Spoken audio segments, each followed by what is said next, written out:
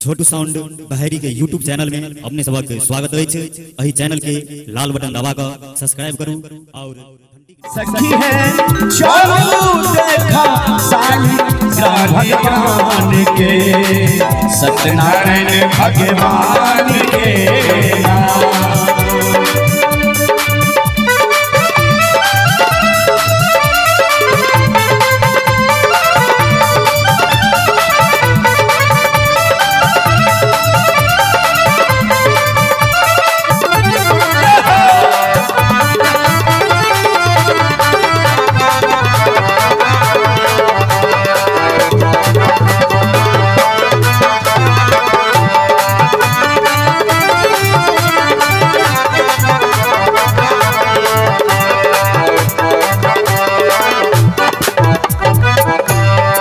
लिखल सच्चिदानंदक गीत राखब शंभुवक स्वर नीक।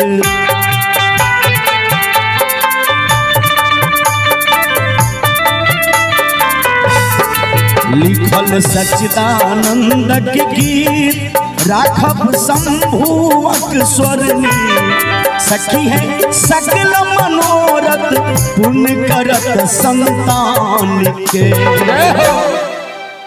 एक बार सत्यनारायण भगवान के नाम से 100 आदमी दुनू हाथ उठा देवे ईमानदारी से।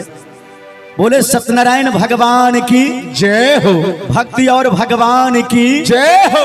सखी है सकल मनोरथ पूर्ण करत संतान के। सत्यनारायण भगवान के नाम। सखी है चलियो पूजा देखो साली। सत्यनारायण भगवान के नाम। सखी है चलियो पूजा देखो साली ग्राम के। सत्यनारायण भगवान के नाम। सखी है चलियो पूजा देखो साली ग्राम के। सत्यनारायण भगवान